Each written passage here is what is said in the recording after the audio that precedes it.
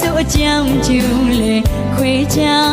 သိရမည်ဒါမှလူပိသားပြီးတမှုလေးသိဖို့လိုပါသည်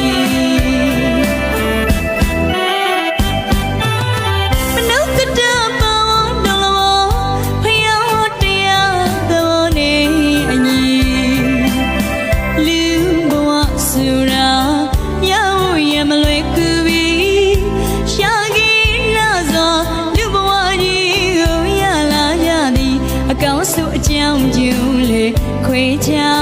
သိရမည်ဒါမှလူပိသားပြီးတမှုလေးသိဖို့လိုပါသည်